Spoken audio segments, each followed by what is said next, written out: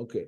So let me share with you how I project the quantity, projected quantity sold. And you tell me what you think. So first of all, it's two scenarios. I have at least 1 year history or not. Yep. If you don't have 1 year history, crapshoot. Especially if you are a seasonal product. So it kind of breaks down as, do you have 1 year data? Yes or no? And then you ask the same question under each one. Is this seasonal? Yes or no? So if it's not seasonal,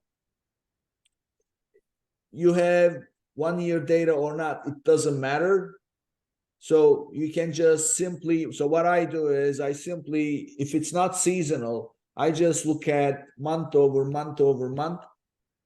And then I have an average of the last, so I calculate usually all time, 90-day, 30-day, and 7-day average on daily basis. That gives me my daily sell-through rate, my average daily sell-through rate based on 90-day, based on all time, 90-day, 30-day, and 7-day. And then you compare those, and then you take an average of those averages. Yep.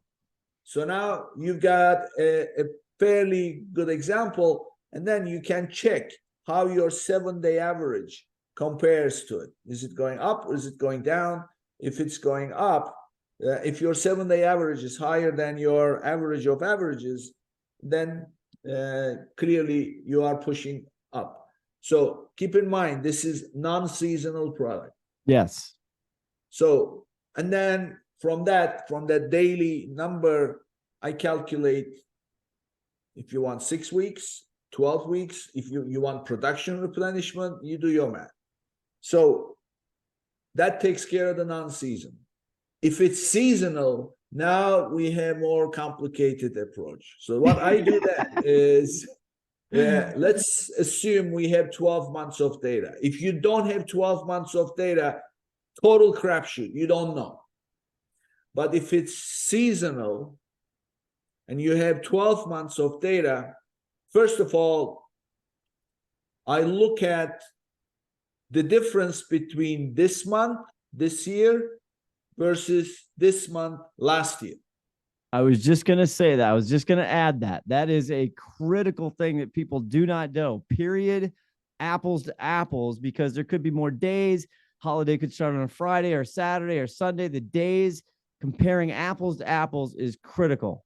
Yeah. So now let's say that last year, today, I sold 12 pieces. This year, today, I sold, or yesterday, sold 18 pieces, 50% more, right? So tomorrow, I'm likely to sell 50% more than what I did last year. So that's one. Then what I do is I go back to last year, and then I look at the next 3 months in the last year compared to the past of last year.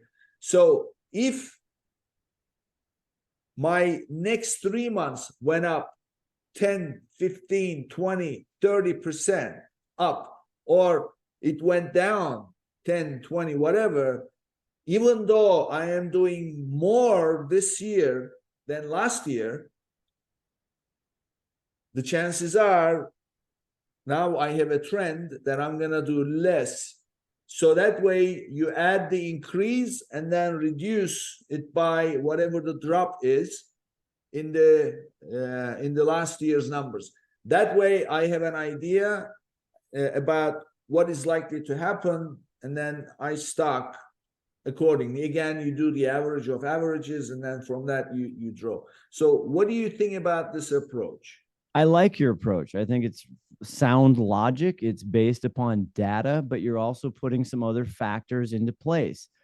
the thing we love and hate about Amazon is it changes all the time. So when you're looking at 1 year versus the other year, there could be other dynamics, right, that you have to consider in your thought process. This is just as every business, but things change, move fast. You could have a new knockoff. You could have a new, there's a million things, right? You could have pandemic. You could have a pandemic. What's we're advertising? We don't understand. We don't know all the trends and everything. You get a PR hit that all of a sudden sends it through the roof. I mean, that's the fun of it, right? It's never boring. It's always challenging. I like your methodology. I like your thought process. That's basically what I do. But my biggest thing is, you're going to plan for success, right? Meaning I'm going to have enough goods in at Amazon to service the business. That's an old term as well. So everything's got to go around that. It is a flywheel, pun intended, to make sure maybe last year your advertising spend wasn't as high, or your return on ad spend wasn't as high, or there were other, you weren't sending traffic off Amazon into Amazon. You didn't have an influencer program. You have to me, if I had my dream, Nick, it would be one screen that has my forecast by unit, by sales, has my advertising by sales, by unit, had every other factor, my discount, my competitive price, everything on one sheet to basically inform how I build out a forecast. You got that for me? Yeah, actually, we do have that. Yeah.